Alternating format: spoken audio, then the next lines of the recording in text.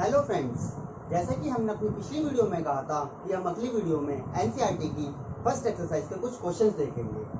तो हम आगे बढ़ते हुए अपनी एक्सरसाइज को स्टार्ट करते हैं। यह है एनसीईआरटी की 15.1 एक्सरसाइज। इसका है क्वेश्चन नंबर फर्स्ट। पहले क्वेश्चन में हमें क्या दिया हुआ है, द प्रोबेबिलिटी और not a probability is equal to. हम अपनी फर्स्ट वीडियो में ये बता चुके हैं कि प्रोबेबिलिटी का होना और प्रोबेबिलिटी का ना होना हमेशा किसके बराबर होता है, एक के बराबर होता है। फिर सेकंड पार्ट क्या था इसका, the probability of an event that can not happen is such that event is called. वो प्रोबेबिलिटी जो ना होती हो वह इवेंट हमारे क्या कहलाते हैं, इम्पॉसिबल इवेंट। ये भी पहले पढ़ा चुका हूं मैं आपको।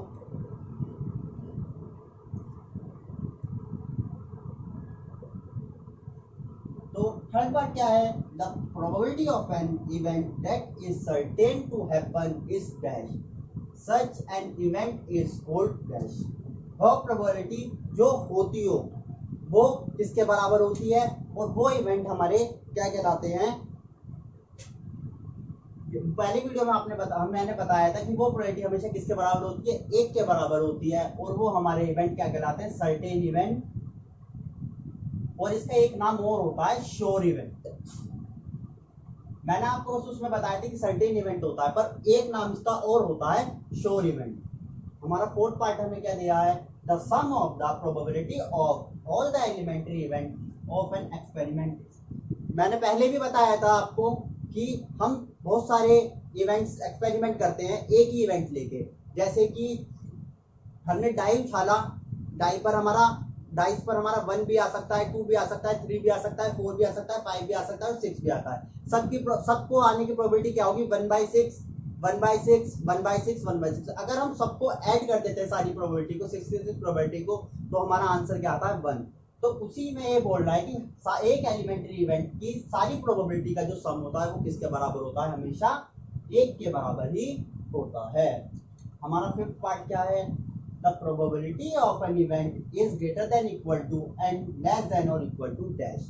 मैंने आपको पहले भी बताया था जो हमेशा हमारी प्रोबेबिलिटी होती है वो या तो 1 से बराबर होती है, 1 से छोटी होती है, या फिर 0 के बड़ी होती है, कभी भी नेगेटिव में नहीं होती है। इसलिए यहाँ पे the probability of an event is greater than equal to 1 and greater than equal to 1 and less than equal to the probability of an event is greater than equal to 0 and less than equal to 1। ये हमारा होता है first question यहाँ पर complete. तो second question समझने से पहले हमें ये चीज समझनी बहुत जरूरी है कि हमारे इक्वली लाइकली इवेंट्स क्या होते हैं। हमारे इक्वल लाइकली के इवेंट्स कौन से इवेंट्स होते हैं, the event that have the same theoretical probability of occurring। मतलब क्या होता है इसका कि जो भी हमारी प्रोबेबिलिटी होती है वो सेम आए। जैसे कि एक हम एग्जांपल लेके चलते हैं एक डाइस का। सबको पता है डाइस पर कितने नंबर आते हैं, 1 आता है, 2 आता है, 3 आता है, 4 आता है और 5 आता है। तो हमारा एक आने की प्रोबेबिलिटी इसमें क्या होगी, 1/6 होगी, क्योंकि एक बार आया और टोटल कितने हैं हमारे 6 नंबर्स हैं। और हमारा 2 आने की प्रोबेबिलिटी इसमें क्या होगी, एक बार ही आया है 2 इन 6 में से और हमारा टोटल क्या था, 6 था। ऐसी हमारा 3 आने की प्रोबेबिलिटी क्या होगी, 3 भी हमारा इसमें एक बार ही आएगा और टोटल क्या थी, 6 थी। तो हम जो भी हम इवेंट ले रहे हैं सबकी प्रोबेबिलिटी क्या आ रही है, सेम आ रही है। जो भी हमारा अक्यूरिंग हो रही है सेम थ्योरेटिकल प्रोबेबिलिटी हो रही है। तो ऐसे हम इवेंट को हम क्या बोलते हैं, इक्वली लाइकली इवेंट बोलते हैं। ठीक है, अब ऐसी हमारा आगे दे रखा है क्वेश्चन नंबर सेकंड दे रखा है। हमारा पूरा क्वेश्चन नंबर सेकंड इसी चीज पर बेस्ड है। तो हमारा जो सेकंड वाला क्वेश्चन है पूरा का पूरा इक्वली लाइकली इवेंट पर बेस्ड है। तो आपको समझ में आ गया होगा इक्वली लाइकली इवेंट्स क्या होता है, तो आप इस क्वेश्चन को आराम से कर सकते हो। जैसे कि ये हमारा फर्स्ट एक्सरसाइज का क्वेश्चन नंबर 4 है। इस क्वेश्चन में हमें क्या गिवन है, which of the following cannot be the probability of the event। ये हम पे 4 ऑप्शन दिए हुए हैं, A 2/3, B -1.5, C 15% and D 0.7। अब ये इस क्वेश्चन में पूछ रहा है कि इन चार ऑप्शन में से कौन सी प्रोबेबिलिटी नहीं हो सकती। वही बताया था मैंने आपको पहले भी कि जो हमेशा प्रोबेबिलिटी होती है वो लेस देन इक्वल टू 1 होती है और ग्रेटर देन 0 होती है, और नेगेटिव कभी प्रोबेबिलिटी नहीं हो सकती। तो पहला ऑप्शन क्या है, 2/3 है, तो 2/3 है, 2/3 हमेशा एक से छोटा होगा और पॉजिटिव है, तो ये तो हो सकती है। नंबर बी है माइनस में, क्या माइनस में कभी प्रोबेबिलिटी हो सकती है? अभी मैंने आपको बताया कि माइनस में प्रोबेबिलिटी नहीं हो सकती है, तो एक ये नहीं हो सकती है। Number third 15%। अब 15% आप सोच रहे हो कि 15 है, एक से ज्यादा है, पर ये 15% है। 15% को अगर हम न्यूमेरिकल वैल्यू में चेंज करेंगे तो 15/100 आएगा। अगर हम इसको फ्रैक्शन में काटे तो क्या आएगा, 3/20 आएगा, और 3/20 हमेशा लेस देन 1 एंड पॉजिटिव होता है। और हमारा डी दे रखा है 0.7, 0.7 में 0 से बड़ा और 1 से छोटा होता है, तो ये भी प्रोबेबिलिटी हो सकती है, ये भी प्रोबेबिलिटी हो सकती है, और ये भी प्रोबेबिलिटी हो सकती है। बी पार्ट हमें माइनस में दे रखा है, तो माइनस सी इसका आंसर है, वो हमारी क्या होती है, प्रोबेबिलिटी नहीं हो सकती है। क्वेश्चन नंबर 5 मैं फर्स्ट वीडियो में आपको एक एग्जांपल के रूप में करा चुका हूँ, तो आप फर्स्ट वीडियो को देखें और वहां से आप क्या करें, इस क्वेश्चन को देख लें। अब हम आपको कराते हैं क्वेश्चन नंबर 6। क्वेश्चन नंबर 6 में हमें क्या दिया हुआ है, अ bag contain lemon flavoured candies only. एक बैग है और बैग के अंदर एक लेमन फ्लेवर की क्या रखी हुई है, कैंडीज रखी हुई है। तो मालानी टेक्स आउट 1 कैंडी, और वो मालानी क्या करती है, उस बैग के अंदर हाथ डालती है और एक कैंडी निकाल लेती है विदाउट लुकिंग अ बैग। लेकिन वो बैग के अंदर नहीं देखती कि कौन सी कैंडी उसके हाथ में आई है, और वो बैग के अंदर हाथ डालती है और एक कैंडी निकाल लेती है। What is the probability to she takes it, तो उसकी प्रोबेबिलिटी क्या होगी जो उसने कैंडी निकाली है, एंड ऑरेंज फ्लेवर कैंडी होगी, या अ लेमन फ्लेवर कैंडी, या लेमन फ्लेवर कैंडी होगी। तो हम क्या होता है, फर्स्ट पार्ट देखते हैं इसका, अ orange flavour candy.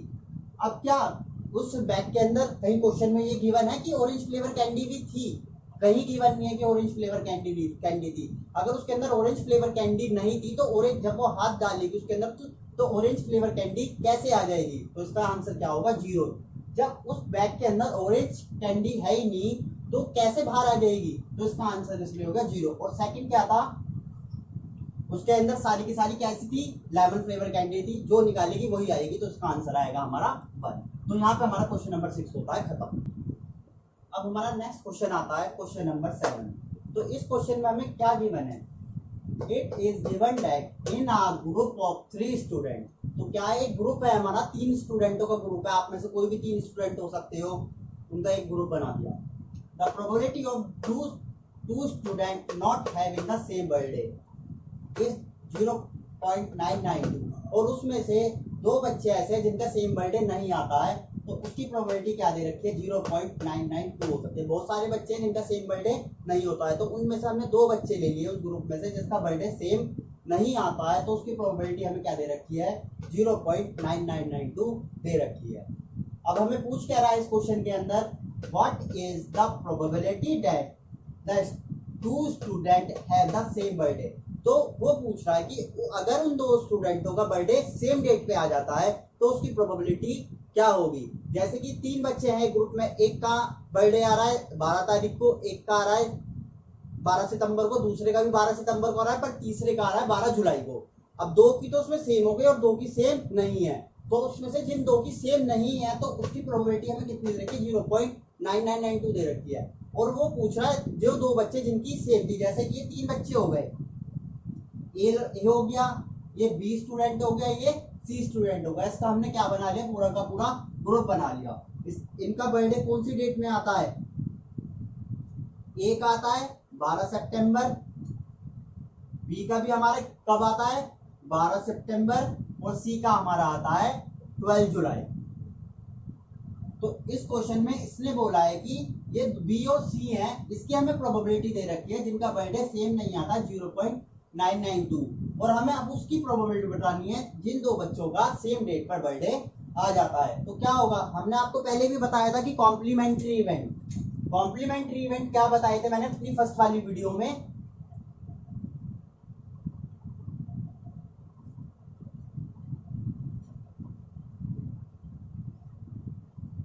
Complementary event होता है हमारा प्रोबेबिलिटी का होना और प्रोबेबिलिटी का ना होना किसके बराबर होता है, हमेशा 1 के बराबर होता है, कि probability plus not probability is equals to 1 होता है। अब हमारे इस क्वेश्चन में नॉट इनका बर्थडे सेम नहीं होता, तो इसका मतलब वो क्या है, हमारी नॉट प्रोबेबिलिटी है, और हमें क्या निकालना है, उन दोनों का बर्थडे सेम डेट पर होता है। तो हमारी ये तो हो गई, पीजी तो हो गया बर्थडे हैव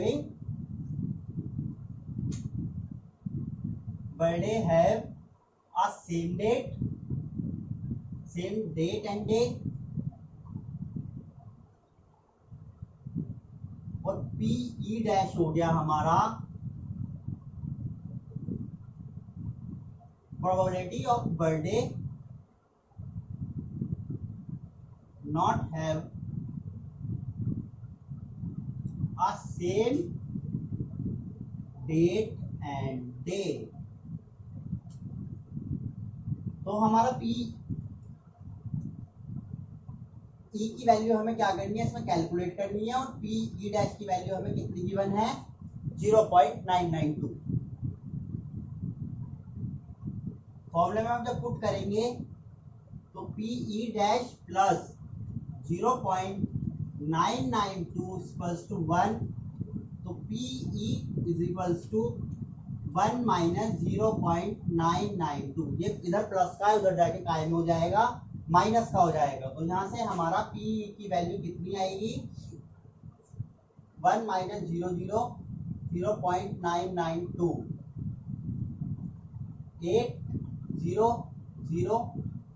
8000 क्या आएगी प्रोबेबिलिटी, 0.008। तो दो बच्चों का सेम डेट पर बर्थडे आने की प्रोबेबिलिटी कितनी आती है, 0.00। तो हमारी इसकी प्रोबेबिलिटी क्या आती है कि 0.008 आते हैं कि दोनों स्टूडेंटों का बर्थडे किसका है, सेम डेट पर आए। तो हम एक्सरसाइज के अगले क्वेश्चन में आते हैं, क्वेश्चन नंबर 8 पे आते हैं। अब क्वेश्चन नंबर 8 हमें क्या बताता है, अ bag contain 3 red balls and 5 black balls. A ball is drawn at a random from the board. What is the probability that a ball is drawn is red or not red? अब क्या है, एक हम पर bag है, suppose किया ये हम पे क्या है, एक बैग है, तो इस बैग के अंदर हमारी 3 रेड बॉल है और 5 हमारी क्या हो गई, ब्लैक बॉल हो गई। तो टोटल बॉल्स हम पे कितनी हो गई इस बैग के अंदर, 3 + 5 = 8। तो 8 इसमें हमारी क्या हो गई, टोटल बॉल हो गई। तब हम इसमें what is the probability that the ball is drawn, अब हमने इसके अंदर क्या करा, बैग के अंदर 8 बॉल हो गई, और उस बॉल के अंदर से बिना देखे हमने एक बॉल उसके अंदर से निकाल ली। तो हमें ये बताना है कि जो हमने बॉल निकाली है उसके अंदर से, तो उसकी प्रोबेबिलिटी क्या होगी। तो अब हम उसके अंदर ये कह रहा है कि क्या रेड होगी। अब रेड की वो हमने जो बॉल निकाली वो रेड होगी, उसकी प्रोबेबिलिटी क्या होगी। अब कितनी थी हमारे से, 3 बॉल थी बैग के अंदर रेड थी, तो हम उसके अंदर से तो एक निकालेंगे जो हमारी क्या हो जाए, रेड हो जाए। तो हमारा फर्स्ट आंसर क्या था, रेड हमारी कितनी थी, 3। अब ये 3 जो रेड हमारी निकलेंगी वो हमारी टोटल कितनी थी, 8 बॉल्स थी। भाई प्रोबेबिलिटी तभी तो रेड की होगी कि उन तीनों बॉलों में से जब एक बॉल आएगी। तो वही हमारा पुराना फॉर्मूला हमारा क्या था प्रोबेबिलिटी का,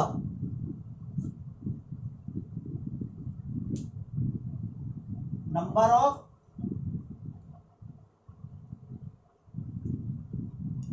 favourable cases upon total number of cases. तो हम पे फेवरेबल केसेस क्या है, रेड बॉल।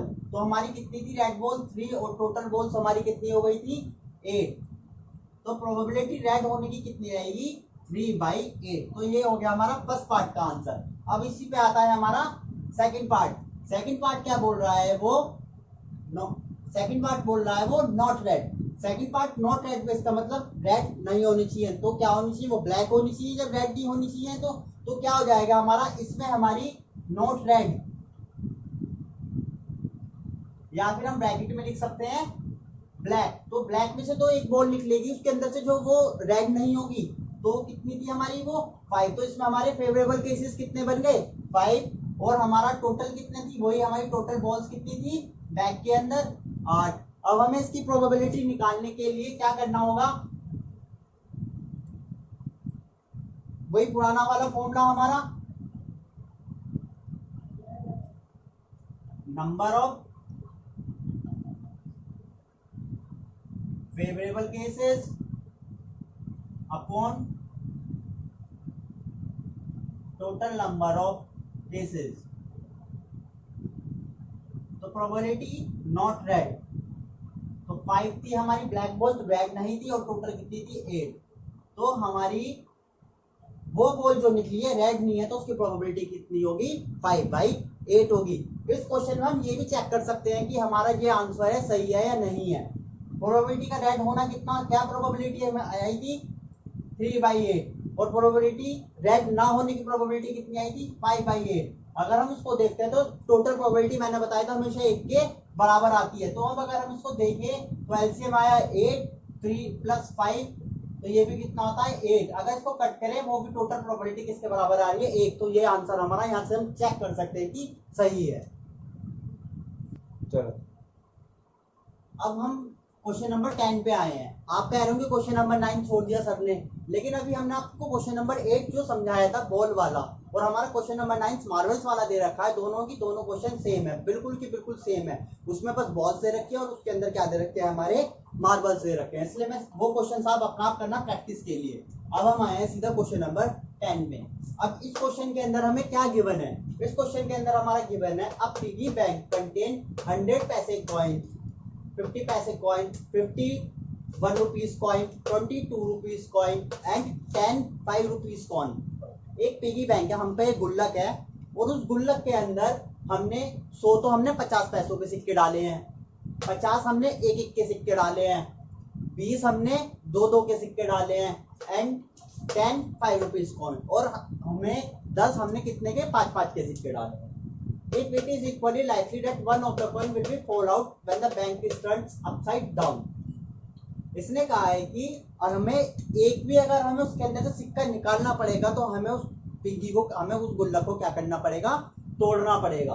तो what is the probability that, जो हमने वो जब हमने पिगी तोड़ी है तो उसकी प्रोबेबिलिटी क्या होगी, विल बी, या जो हमने कॉइन निकाला वो 50 पैसे कॉइन होगा, कि वो 50 पैसे कॉइन होगा। तो हम देखते हैं कैसे इसकी प्रोबेबिलिटी निकालते हैं। तो पिगी बैंक में कितने टोटल कॉइन्स हैं हमारे, 100 तो है हमारे 50 पैसे कॉइन,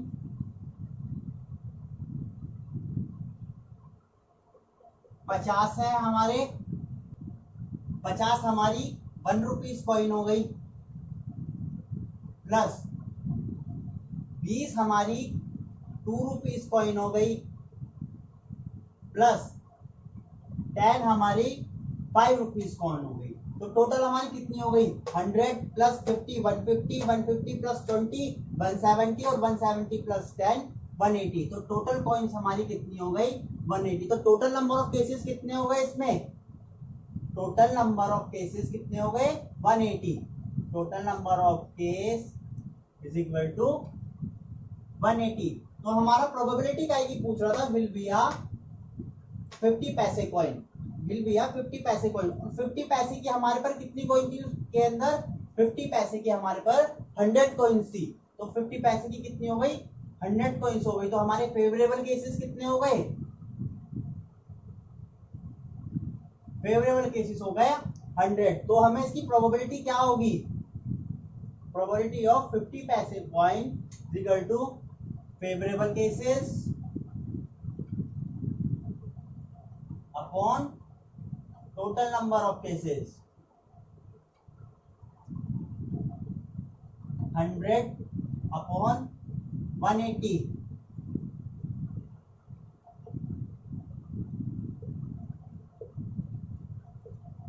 कितना आएगा 5/9 इसका आंसर होगा। अब आता है हमारा,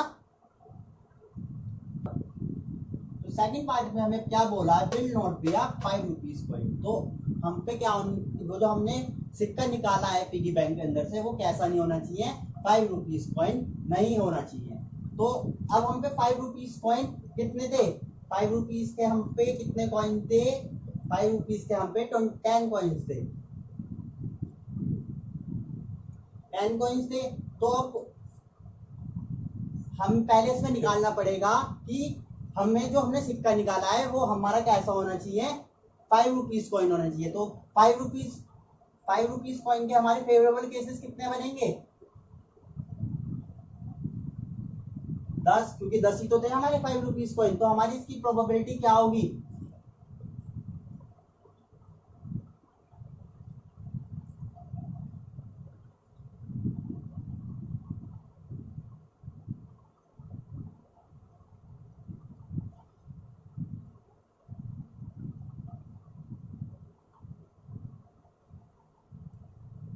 टेन अपॉन 180, 1/18। अब लेकिन इस क्वेश्चन में पूछा है कि ₹5 कॉइन नहीं होना चाहिए, तो हम यहाँ पे क्या निकालेंगे, कॉम्प्लीमेंट्री इवेंट लगाएंगे, क्योंकि हमने आपको बताया था कि कॉम्प्लीमेंट्री इवेंट क्या होता है, P प्रोबेबिलिटी का होना प्लस प्रोबेबिलिटी का ना होना इज इक्वल टू 1। ये हमने आपको कॉम्प्लीमेंट्री इवेंट बताया था। तो यहाँ पे प्रोबेबिलिटी का होना किसके बराबर आ रहा था, 1/18 के। लेकिन हमें क्या निकालना है इसमें, P ₹5 not ₹5 coin equals to 1। अब ये 1 उधर माइनस में चला जाएगा,